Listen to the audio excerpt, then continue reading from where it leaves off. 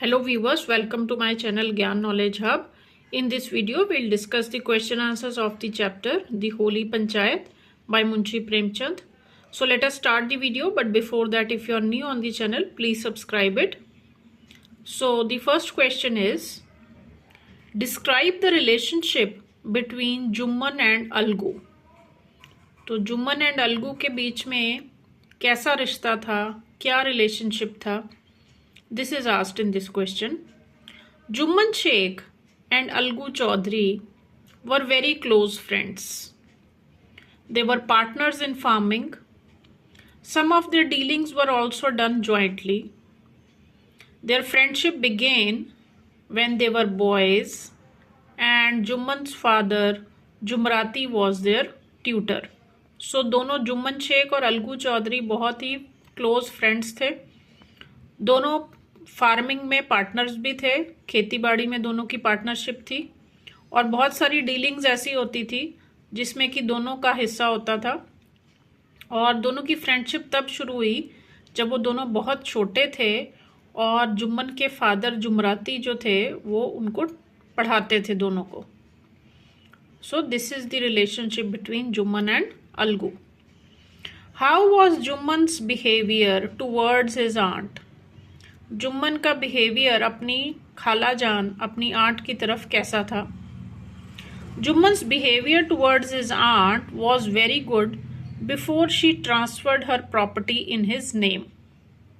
तो अगर आपने चैप्टर पढ़ा हो, समरी देखी हो मेरे चैनल पे, तो जुम्मन की एक खाला जान थी, आंट थी, जिनके पास प्रॉपर्टी थी कुछ, और वो प्रॉपर्टी जो थी वो उन्होंने जुम्मन के नाम पे कर दी थी. तो जुम्मन का बिहेवियर प्रॉपर्टी उसके नाम पे होने से पहले तो बहुत अच्छा था. She was pampered by Jumman, but all this came to an end as soon as the transfer deed was stamped. Now the poor aunt had to listen to Jumman's bitter words every day. So जब तक उसकी aunty ने उसके नाम पे property नहीं की थी तब तक तो बहुत अच्छा था वो उनके साथ, लेकिन जैसे ही प्रॉपर्टी उसको मिल गई उसके बाद उसने अपना बिहेवियर उसका बिल्कुल चेंज हो गया और बहुत ही मिसबिहेव करने लगा वो अपनी आंट के साथ. Next question, how did the judgement proclaimed by Algu impact their friendship. तो अलगू ने जो जजमेंट दी थी पंचायत में, उससे उनकी फ्रेंडशिप के ऊपर क्या असर पड़ा? Algu proclaimed the judgment that Khalajan would be given a monthly allowance. Jumman was stunned to hear this decision. This judgment shook the very basis of Algu and Jumman's friendship, and the old intimacy was gone. तो अलगू ने क्या judgement दी थी पंचायत में कि जुम्मन की aunt को हर महीने जुम्मन कुछ फिक्स्ड मंथली अलाउंस देगा. तो ये जजमेंट सुनने के बाद जो जुम्मन था बहुत ज़्यादा शॉक में आ गया और दोनों की फ्रेंडशिप टूट गई. Y did Jumman say that Algu had been punished for treachery. Treachery का मतलब होता है धोखा देना किसी को. तो जुम्मन ने ऐसा क्यों कहा कि अलगू को धोखेबाजी के लिए सजा मिली है? Alagu proclaimed the judgement that Khalajan would be given a monthly allowance. तो आप जैसे पहले क्वेश्चन में आपने देखा ही है कि अलगू ने ये जजमेंट दी थी कि खालाजान को हर महीने कुछ फिक्स्ड पैसे मिलेंगे जुम्मन की तरफ से. Jumman was stunned to hear this decision and just after a month of the judgement, out of pure chance, one of the oxen of Algu died. So Jumman said that Algu had been punished for treachery. तो इस judgement के एक महीने बाद अलगू की एक बैल की अचानक से डेथ हो गई और जुम्मन को इसलिए लगा कि अलगू को सजा मिल गई है. अलगू को जो इसने मेरे साथ धोखेबाजी की है उसकी सजा इसको यही मिली कि इसकी एक ऑक्स मर गई है. Next question, how was the altercation between Alagu and Jumman settled. तो ये जो दोनों के बीच में जो मिसअंडरस्टैंडिंग हुई थी वो कैसे सेटल हुई? Alagu proclaimed the judgement that Khalajan would be given monthly allowance. This led to an altercation between Alagu and Jumman. जैसे कि आपने पिछले आंसर में देखा ही है कि दोनों के बीच में लड़ाई हो गई थी जब अलगू ने ये जजमेंट दी। But when Jumman himself became the panch, he realized that while sitting on the seat of judgment, you are no one's friend or foe. He also realized that he was wrong in blaming Algu and losing his friendship and intimacy. तो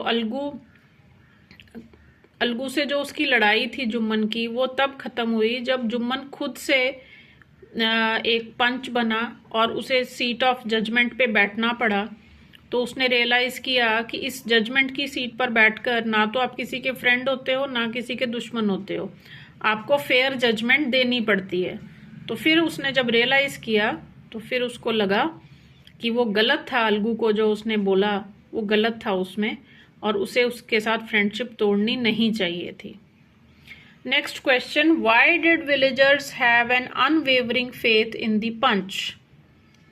The villagers had an unwavering faith in the Panch because they knew that the Panch was seated on the highest throne of justice and righteousness.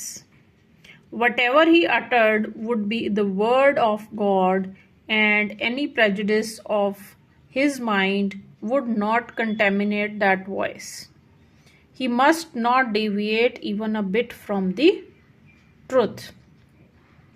तो villagers को क्यों इतना विश्वास था पंचों में, सरपंच में या पंचों में?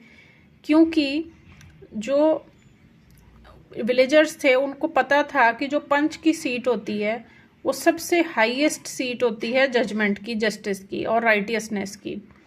तो इसलिए जो भी उसके ऊपर बैठेगा उस सीट के ऊपर, वो जो वो बोलेगा वो भगवान के मुंह से निकले हुए शब्द होंगे और वो किसी के साथ पार्शियलिटी नहीं कर सकता।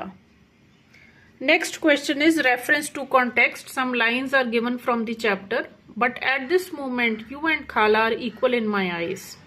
Now on the basis of this line some questions are there. Who said this and who is he talking about? Alagu said this and he is talking about Jumman. What do these lines reflect about the speaker's behavior? क्या लगता है आपको इससे speaker के behaviour के बारे में? These lines reflect about Algu that he is an honest and sincere man. He wants to perform his duty of giving justice sincerely. तो इससे पता चलता है कि अलगू एक बहुत ही ईमानदार और बहुत ही शरीफ इंसान है, बहुत ही सिंसियर है, और वो अपनी ड्यूटी जो है उसको दी गई जस्टिस करने की, वो उसको अच्छी तरह से निभाएगा। Why did he say that they were equal in his eyes?